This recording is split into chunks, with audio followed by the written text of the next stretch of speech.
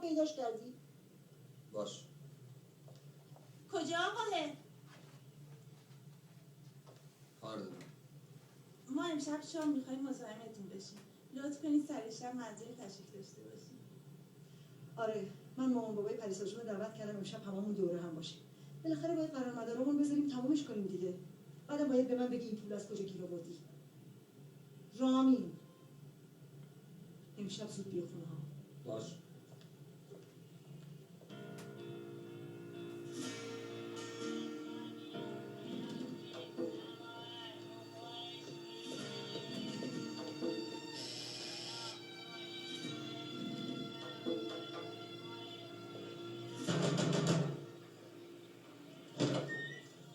چیکار داری؟ برو بگو عبد بیاد. عبد خونه نیست. پس اون موتور چیه؟ بهت میگم برو صداش کن. بگو زهره خواهر جواده. برو دیگه. بیا برو تو. چی میخواد؟ مگه بهت نگفته بودم یه دورو برای جواد نپلک؟ من کاری با جواد ندارم. امروز هم اتفاقی دیدمش. پس این واسواسه که مال تو نیست دیگه. به جواد کاری نداشته باش. یا دیدی موتورت هم بود شده. شنیدم خاطرشو خیلی میخواد.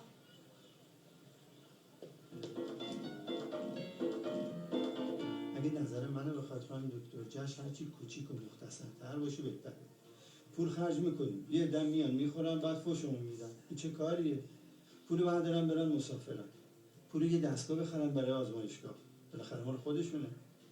ولی خب همینجوری هم که خشک و خالی نمیشه دکتر جون. حالا بذارین رامین جون بیاد ببینیم اصلا نظر خودش چیه. پورم خانم شادومات کجا مونده؟ بحث جشن و عقد و عروسیه که خودمون حلش میکنیم. بیاد یه فکری به حال این جوجه کباب بکنه که مردیم هر گوش نمیده. پوری جون برو صداش کن بیاد.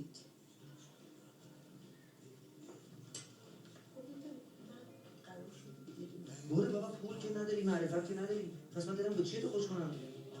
همش میگم نیم ساعت وقت تو میگیره. بابا اینا اومدن از من برداره بگیرن، یه دفعه بیدن خونه مامان بگو کارش دارم.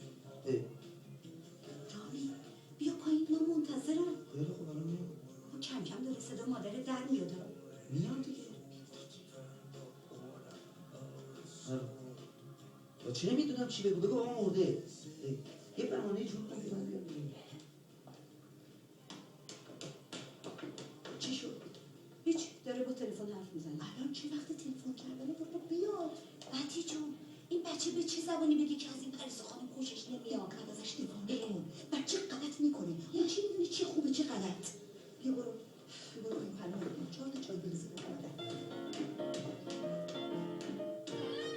میکانیکی آره؟ میکانیکی چه به مردمه؟ اینا همش حرومه خوردن نداره. چرا دیوونه بازی نمیاری؟ این راسته رو چرا انداختین تو؟ حیف 30 تا چه کباب میشه. تو هم خجالت بکش برو سر یه کاری.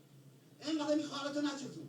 تو خرابش کردی آقا جون، تو خرابش کردی. یعنی بدبختم که دقت کردی حالا نوبت منه. ببین احترام دست خودت باشه. هی بهش چی نمیگم ولم نمیکنه. لاغر احترام بزرگتر از خودت داشته باش. مگه بزرگتر تو چیه کنی بابا؟ خجالت بکش کاش دیدم دیگه رو. نکن برادرته. ببین آقا جون نگاه کن چیکار کرد. اگه یه دفعه دیگه فقط یه دفعه دیگه منو بزنه چرا میزنش که به وقت سال دیگه یه خدا غلط کردی. من غلط کردم منو خود این نگاه کن.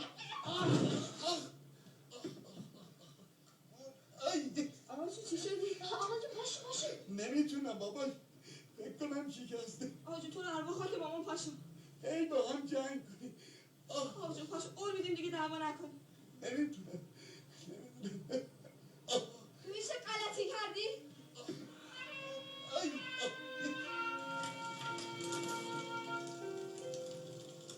امشب ستاره ها چه خوب پیدا.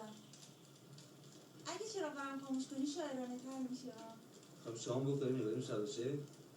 خب شام شاعرانه که بهتره نیست. کجا رو میدی من؟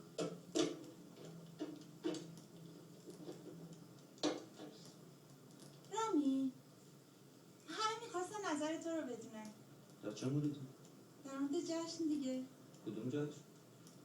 رامین واقعا که اون باد بزنه بده تا آتیش شاعرانت خاموش نشده. بفهم. میدونی بابا میگن اون جشن لازم نیست ولی من میدونم از خسیسیشه. تو بگو جشن لازمه. خب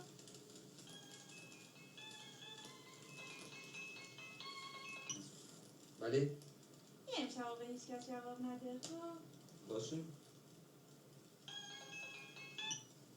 بله بفرمایید. الو آقای دکتر آلبا، بله خودم هستم.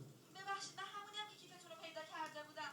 تو رو خدا شرمنده که هنوز هیچی نشده گیر دادم بهتونا. خواهش میکنم. کیه؟ یه بابای پیری دارم بیادبیه ها، یهو تلپ نشست رو لگنش. چه خوب. بله نه منظورم اینه که چه خوب میشد اگه کمکی از دستم برمیومد. میخوام یه مسئول لگن بلندش کنم چون من واقعا میخوام لطف شما رو یه جوری جبران کنم. کی نشسته رو لگن؟ ای بابا رو لگن نشسته که، یعنی با لگن خودش. وای چجوری بگم، گلاب برو تو با ماتحتش خورد زمین هوارش رفت آسمون. آخ پس لازم شد من حتما بیام. حالا چی کارش کنیم؟ نه شما کاریش نکنید. تماس بگیرین اورژانس منم خودم میرسونم. فقط کجا؟ کجا خودتو میرسونی؟ باشه اومدم. من باید برم. کجا؟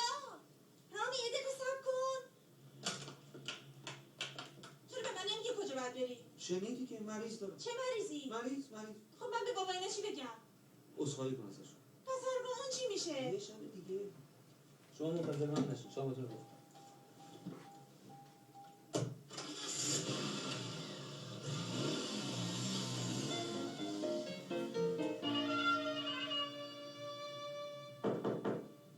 بفرمایید.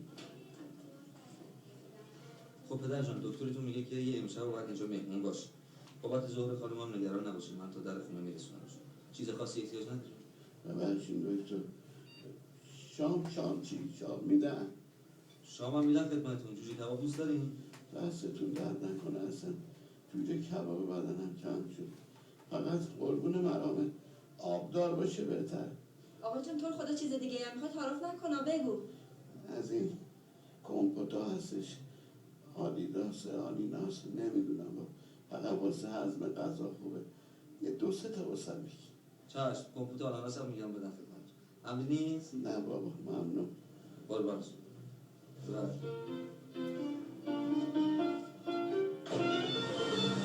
اسباب زحمت شد و شرمنده دیگه. نه که شمارتون هنوز یادم بود این شد که نه بابا اتفاقا خیلی هم کار خوبی کردیم. من حالا به شما مدیونم. آقای دکتر جون هر کی دوست داری آقام چیزش نی؟ نه بابا چی باید باشه؟ یه ترک مومی ساده است که با 2-3 روز استراحت خوب میشه. ولی من موندم تو کار خدا. چطور؟ یه همون شبی لگنه بابای ما رو بشکنه که صبح شما به واسه یه آقای دکتر خورده باشه. خب دیگه تقدیر که میگن همین چیزاست. فکرشو بکن اونم با یه کیف پول. خدای خیلی مشته این خدا. شما چه با مزه حرف میزنی؟ تو محل ما اگه این خودشون حرف نزنی که چپرود میکنن. چپرود دیگه چیه؟ بی خیالم اونم چهار بعد بندازی پایین دعات میکنه. تا در خونه میرسونمتون. تو بیا دکتر جون توی محله یه خورده خیته حرف در میارم اصلا. چرا این خفه میکنی بدبختو؟ 1000 نفر توی یه سر زنگ زد. نکنه زنته؟ زن؟ من زن ندارم. مادرم بفرده میکنه. خب جوابشو بده.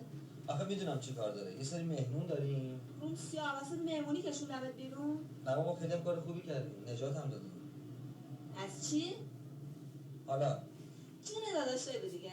ببین من سلمونی هم که میدونی فضولم. آخه یه خورده افتضاحه.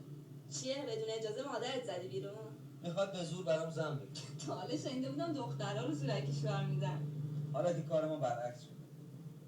می از من میشون فیا صف وایسا بگو ننه نوکرتم ولی با این دختره عروسی نمیکنم خلاص. به خرجش نمیره.